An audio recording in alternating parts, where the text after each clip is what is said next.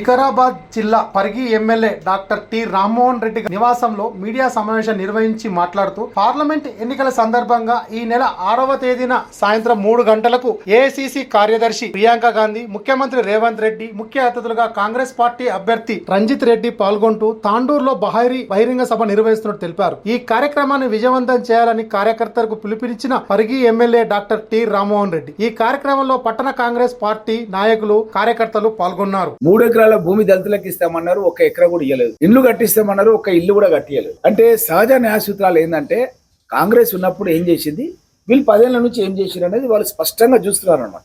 కళ్ళకు కట్టినట్టు చూస్తున్నారు. ఈ 10 ఏళ్ల కాలం లోపల వాళ్ళు ఏం చేయలేదు. కాంగ్రెస్ ఉన్నప్పుడే రేషన్ కార్డులు ఇచ్చింది, పెన్షన్లు ఇచ్చింది, భూములు ఇచ్చింది, ఇండ్లు ఇచ్చింది, మహిళా సంఘాలను ఏర్పాటు చేసింది, వాళ్ళకు వడ్డీ లేని రుణాలను ఇచ్చింది. ఇవన్నీ కూడా పథకాలన్నీ కూడా వాళ్ళు ఆలోచన చేస్తున్నారు. స్కూళ్ళు కట్టింది. కాబట్టి వీళ్ళు వచ్చిన తర్వాత ఏం చేయలేదు అన్నది ప్రజల్లో బాగా స్పష్టమైన అవగాహన వచ్చేసింది.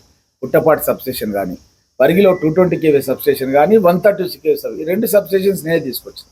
శివారెడ్డిపల్లి లాంటి గ్రామాల్లో అయితే నా సొంత భూమి దానం ఇచ్చి సబ్స్టేషన్ కట్టించిన. ఈ విధంగా ఎన్నో కార్యక్రమాలు, రాగాపూర్ నంచర్ల డబుల్ రోడ్ నేనే చేపించిన. మన్నగూడ నుంచి ఏదైతే నేషనల్ హైవే ఉన్నదో అది కూడా నేనే పూర్తి చేపించిన. వీళ్ళు ఏదంటే ఏది కూడా చేయలేదు. మన పార్లమెంట్ పరిధి లోపల ఔటర్ రింగ్ రోడ్ వస్తుంది. ఔటర్ రింగ్ రోడ్ లేనిది మనం హైదరాబాద్ ఊహించలేము. ఓఆర్ఆర్ అది Jawaharlal Nehru outer ring road, దాని పేరు Jawaharlal Nehru outer ring road. చాలా మంది షార్ట్ కట్ మాట్లాడుకుని అలవాటుపోయి ఓఆర్ఆర్ అంటారు. మన నాయకులకు కూడా చాలా మంది తెలియదు. Jawaharlal Nehru outer ring road board చూడండి, పైన పడుతుంది Jawaharlal Nehru outer ring road, దాని పేరు. కాంగ్రెస్ గవర్నమెంట్లో చేసినాం. అది ఎంత పెద్ద రోడ్, అది ఏం కథ. అమెరికాకి వెళ్ళి ఎవరైనా వస్తే అరే అమెరికాలో ఉంటే ఇట్లా రోడ్లు ఈడ కూడా ఉన్నాయా అన్నారు కొంతమంది నాకు తెలిసిన ఫ్రెండ్స్. అంత మంచి రోడ్ను కాంగ్రెస్ గవర్నమెంట్లో రాజశేఖర రెడ్డి గారు ముఖ్యమంత్రిగా ఉన్నప్పుడు మనం ఆ యొక్క రోడ్ను నిర్మాణం చేసుకున్నాం. ఇంటర్నేషనల్ ఎయిర్పోర్ట్ సోనియా గాంధీ గారు, నేను అందరం కూడా ఇనాగ్రేషన్ రోజు ఉన్నాం. రాజీవ్ గాంధీ ఇంటర్నేషనల్ ఎయిర్పోర్ట్ అది కూడా కాంగ్రెస్ గవర్నమెంట్లో కట్టుకున్నాం. అదేవిధంగా శంకర్పల్లి మన పార్లమెంట్ నియోజకవర్గం దాటంగానే కంది అని ఉంటుంది, కేవలం 7 కిలోమీటర్లలో ఉంటుంది. ఆ కందిలో హైదరాబాద్ ఐఐటి నిర్మాణం చేసుకున్నాం. ఐఐటి అంటే చాలా పెద్దది. కొన్ని వేల కోట్ల రూపాయలతో ఇంజనీరింగ్ స్టూడెంట్స్ని విదేశాలకు పంపడం కానీ, లేకపోతే పెద్ద పెద్ద టాప్ కంపెనీస్లో జాబ్స్ రావాలంటే ఐఐటి హైదరాబాద్ చదివితే వస్తాయి. అట్లాంటి ఐఐటి హైదరాబాద్ కేంద్ర ప్రభుత్వం ఎస్టాబ్లిష్ చేస్తుంది. కాంగ్రెస్ గవర్నమెంట్ లోపల తీసుకొచ్చినాం.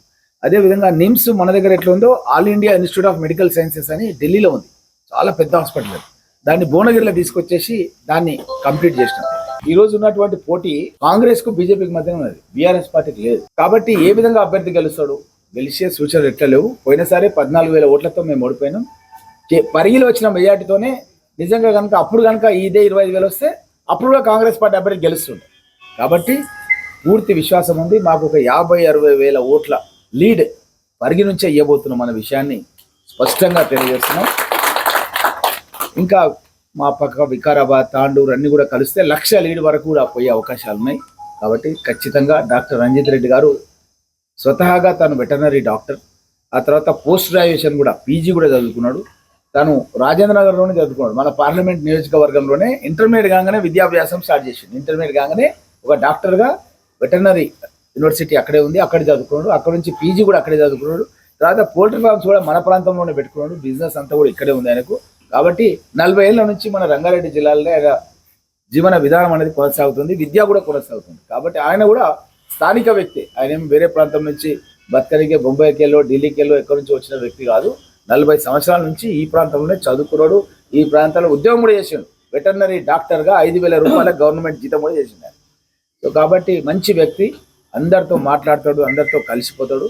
ఢిల్లీలో కూడా మన యొక్క చివరి పార్లమెంట్కి సంబంధించిన యొక్క గొంతు వినబడాలంటే ఒక మాట్లాడే వ్యక్తి, ఒక విచక్షణ జ్ఞానం ఉన్నటువంటి వ్యక్తి, ఒక డాక్టర్గా ఉన్నటువంటి వ్యక్తి మనకు అవసరం. కాబట్టి డాక్టర్ రంజిత్ రెడ్డి గారిని అత్యధిక ఓట్లతో గెలిపించాలని చెప్పి చెవెళ్ళ పార్లమెంట్ నియోజకవర్గ ప్రజలందరూ కూడా విన్నపం చేస్తున్నాం. అదేవిధంగా అదే తెల్లారి 7వ తారీఖు రోజు, ఎందుకంటే ఇప్పుడు మన పరిధి పెరిగిపోయింది, ఇప్పుడు మనం పార్లమెంట్ గురించి మాట్లాడాలి. మీరు కూడా ఏం న్యూస్ ఉన్నా సరే కూడా మీరు హైదరాబాద్ పంపించాలి, ఎలక్ట్రానిక్ మీడియా సోదరులు. ఎందుకంటే మేము ఇక్కడే క్యాంప్ ఉన్నాం, ఇప్పుడు ఎక్కువ రోజులు ఇక్కడే క్యాంప్ ఉంటాం. కాబట్టి ఈ షేర్లింగంపల్లిలో కూడా ఒక మీటింగ్ ప్రోగ్రామ్ ఉంటుంది. దానికి కూడా ప్రియాంక గాంధీ గారు 7th రోజు రాబోతున్నారు అక్కడికి. నేను కూడా ఆ మీటింగ్ హాజరవుతాను. ఈ 2 విషయాలను మన పత్రికా మాధ్యమాల ద్వారా, టీవీ ఛానల్ ద్వారా మీరు స్క్రోలింగ్ పెట్టాలని చెప్పి మీకు అందరు కూడా కోరుకుంటూ సెలవు తీసుకుంటాం.